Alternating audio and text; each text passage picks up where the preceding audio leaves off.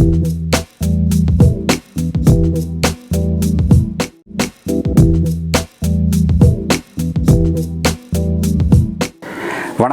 Jagan from Capitalzone.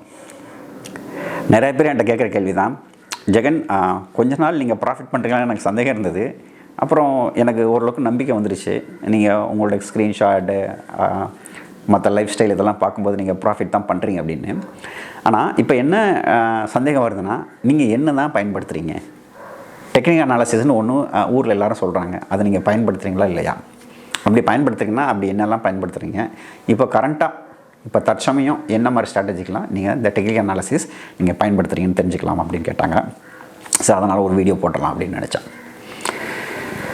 Technical analysis அப்படிங்கிறது பெரிய ஒரு மாய சூத்திரம் இல்லை. அது ஒரு நம்பர் அனாலிசிஸ். நம்பரை நீங்கள் என்ன பண்ணுறீங்கன்னா கணக்கிட்டு பின்காலத்தில் இது எப்படி போகும் அப்படின்னு அனுமானிக்கிறது தான் டெக்னிக்கல் அனாலிசிஸ். இது நிறைய இடங்கள் நீங்கள் பார்க்கலாம். நீங்கள் மார்க்கெட்டில் மட்டும் இல்லை, நிறைய இடங்களில் பார்க்கலாம். அதை பற்றி நான் பின்னாடி சொல்கிறேன். உங்கள்கிட்ட என்னென்ன நம்பர் இருக்குது, மார்க்கெட் எந்த சமயத்தில் எவ்வளோ தூரம் ஏறி இருக்குது இறங்கியிருக்கு, ஒவ்வொரு நிமிஷத்துக்கும் ஒவ்வொரு செகண்டுக்கும் எவ்வளோ தூரம் ஏறி இருக்குது இறங்கியிருக்கு அப்படிங்கிற தகவல் இருக்குது. இதுக்கு ப்ரீமியம் எப்படி எதிர்வினை ஆற்றுச்சு, ரியாக்ட் பண்ணிச்சு அப்படிங்கிறதும் உங்களோட தகவல் இருக்குது. இதையெல்லாம் வச்சுட்டு நீங்கள் என்ன பண்ணலான்னா எப்படிலாம் ரியாக்ட் பண்ணிக்கணும் ஒரு பேட்டர்ன் இருக்கா அப்படின்னு சொல்லி பார்க்குறீங்க. அதை வச்சுட்டு நீங்கள் ஒரு முடிவுக்கு வரீங்க. இது இப்படி இந்த மாதிரி சமயத்தில் இந்த மாதிரி நம்பர் ஜென்ரேட் பண்ணுற சமயத்தில் ப்ராஃபிட் வருது, லாஸ் வருது, லாபம் வருது, நஷ்டம் வருது அப்படின்னு நீங்கள் அனுமானித்து நீங்கள் ஒரு மேத்தமெட்டிக்கல் ரூல் ஃபார்ம் பண்ணிங்கன்னா அதுதான் சிஸ்டமாக போகுது. இதுக்கு தான் நீங்கள் டெக்னிக்கல் அனாலிசிஸ்னு நிறைய பேர் சொல்கிறாங்க. சரி, இது டெக்னிக்கல் அனாலிசிஸ் சொல்லியாச்சு. வேறு எங்கெல்லாம் பயன்படுத்துகிறாங்க நீங்கள் சொல்கிறீங்களே அப்படின்னு பார்த்தீங்கன்னா, நீங்கள் சூப்பர் மார்க்கெட்லேயே போகலாம். சூப்பர் மார்க்கெட்லேயே நீங்கள் பார்த்துருப்பீங்க, உங்களுக்கு பிடிச்ச பொருளாக முன்னால் நிற்கும். அது எப்படி கரெக்டாக பிடிச்ச பொருள் இருக்குது.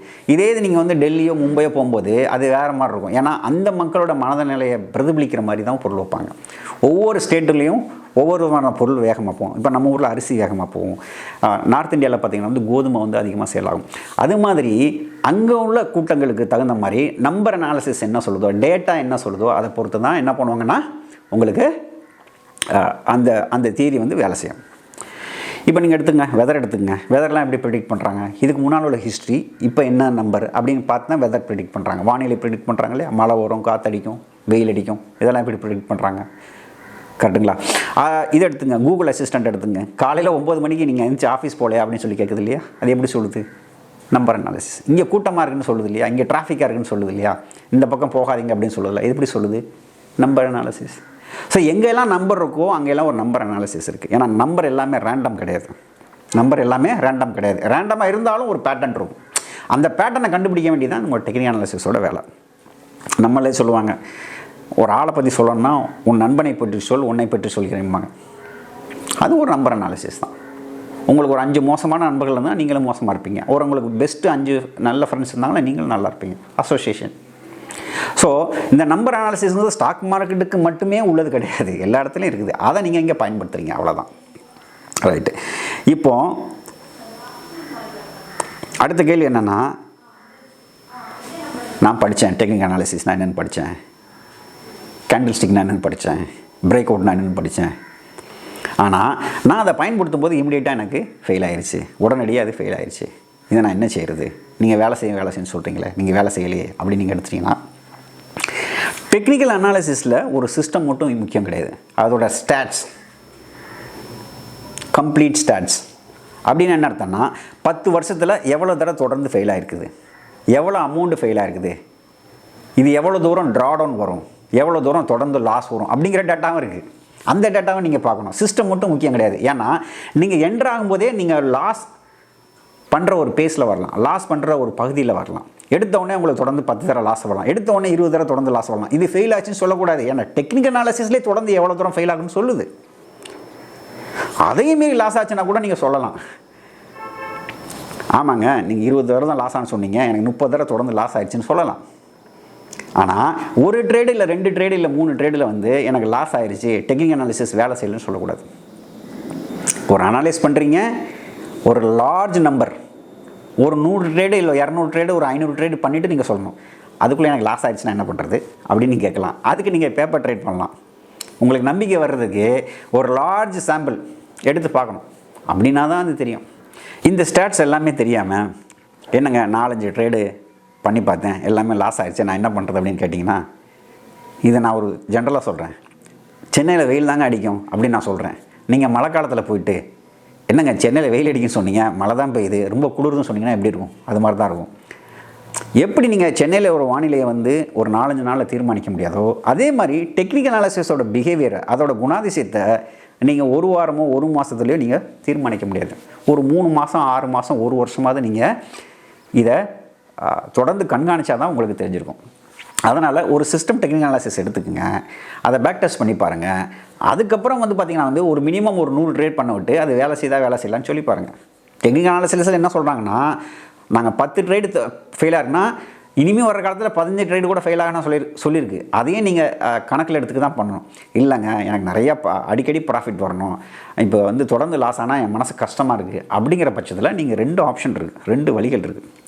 வழி 1, நீங்கள் ஆப்ஷன் செல்லிங் போயிட்டீங்கன்னா உங்களுடைய சக்ஸஸ் ரேட் வந்து பார்த்திங்கன்னா உங்கள் வெற்றி சதவீதம் பார்த்திங்கன்னா 80% ஆயிடுது. அப்போ உங்களுக்கு இந்த பிரச்சனை வராது. வழி 2, உங்களுக்கு டெக்னிக்கல் அனாலிசிஸில் அதிகமான சக்ஸஸ் ரேட் வேணும், ஆனால் ஆப்ஷன் செல்லிங் எனக்கு பண்ண விருப்பம் இல்லை அப்படிங்கிற பட்சத்தில் நீங்கள் என்ன பண்ணலாம்னா மீன் ரிவர்ஷன் ஒன்று இருக்குது. மீன் ரிவர்ஷன் பண்ணிங்கன்னா கிட்டத்தட்ட 60% வந்து உங்களுக்கு வந்து வின் ரேட் இருக்கும். இதுக்கு நீங்கள் மார்க்கெட் ப்ரொஃபைல்னு ஒரு டெக்னிக்கல் அனாலிசிஸ் இருக்குது, அதை எடுத்து நீங்கள் பண்ணலாம். பண்ணிங்கன்னா மீன் ரிவர்ஷனில் உங்களுக்கு வந்து இப்போ அடிக்கடி உங்களுக்கு பிரேக் அவுட்டில் லாஸ் ஆகிற மாதிரி லாஸ் ஆகாது. அதை எடுத்து நீங்கள் பண்ணலாம். எல்லாத்துக்கும் சொல்யூஷன் இருக்குங்க. நீங்கள் ஒரு ஸ்டாட்ஸ், நீங்கள் ஒரு நம்பர் அனாலிசிஸ்ன்னு படிச்சிட்டிங்கன்னா அந்த நம்பர் அனாலிசிஸை கிட்டத்தட்ட 10 வருஷம் நீங்கள் வந்து என்ன பண்ணணும், அனலைஸ் பண்ணணும். அதுக்கப்புறம் வந்து அதோட ஸ்டாட்ஸ் எப்படிலாம் லாஸ் வரும், எப்படிலாம் ப்ராஃபிட் வருங்கிறத புரிஞ்சுட்டு அதுக்கப்புறம் நீங்கள் அதை பண்ணணும். இப்போ இதெல்லாம் சரிதாங்க, நீங்கள் பண்ணுறீங்களா பண்ணலையா சொல்லுங்கள். எனக்கு கான்ஃபிடன்ஸ் வரணும் அப்படின்னு நீங்கள் கேட்டிங்கன்னா நான் பண்ணுறேன். எதுக்கெல்லாம் பண்ணுறேன்னு பார்க்கலாம். நிஃப்டியில் ட்ரெண்ட் ஃபாலோயிங் சிஸ்டம் நான் பண்ணுறேன். இது ட்விட்டரில் நான் ஓப்பனாகவே போடுறேன். என்ன டயத்தில் லாங் போகிறேன், எது ஸ்டாப் லாஸு, எது ட்ரையலு, எங்கே நான் ப்ராஃபிட் புக் பண்ணுறேன் எல்லாமே போடுறேன். ட்ரெண்ட் ஃபாலோயிங் இன்வெஸ்ட்மெண்ட்டுக்காக நான் நிஃப்டி ஃபியூச்சரில் லாங் போகிறேன். கிட்டத்தட்ட 900 குவான்டிட்டிஸ் லாங் போகிறேன். இது completely based on price action. ப்ரைஸை மட்டும் வச்சுட்டு ஓஹெச்எல்சிம்பாங்க, ஓப்பன் ஹை லோ க்ளோஸ், இதை வச்சுட்டு 1 or 2 இண்டிகேட்டர்ஸ் போட்டு இதை நான் என்ன பண்ணுறேன்னா வந்து இந்த ட்ரெண்ட் ஃபாலோயிங் சிஸ்டம் பண்ணுறேன்.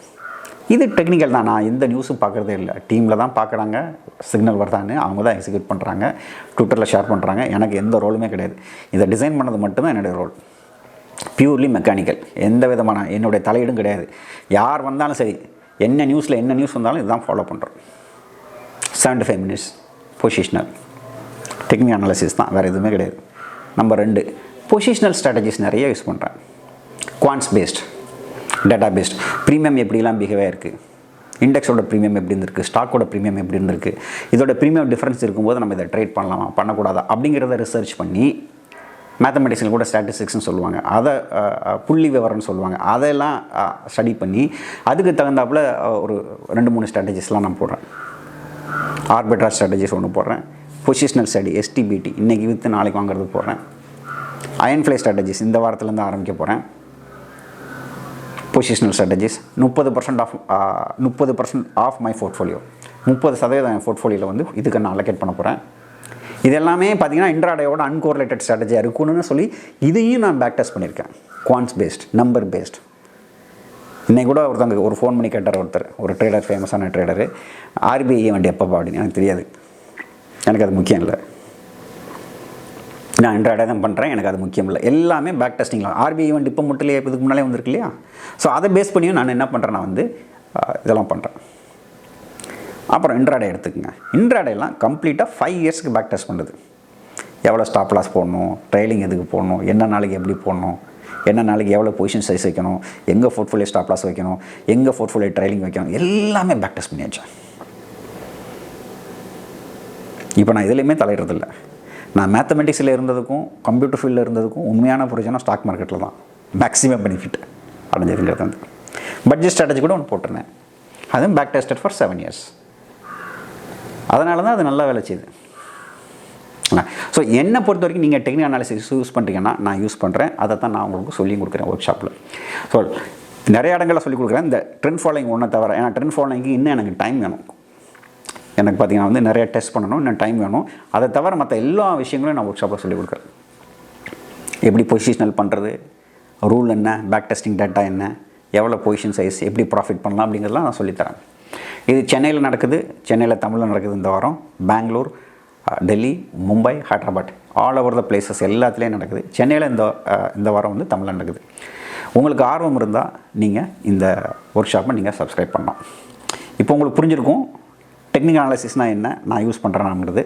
இன்னொரு வீடியோவில் பெரிய பெரிய ஃபேமஸான ட்ரேடர் எப்படி டெக்னிக்கல் அனாலிசிஸில் ப்ராஃபிட் பண்ணாங்கன்னு ஒரு வீடியோவில் நான் உங்களை பகிர்ந்துக்கிறேன். நன்றி. இன்னொரு வீடியோவில் பார்க்கலாம்.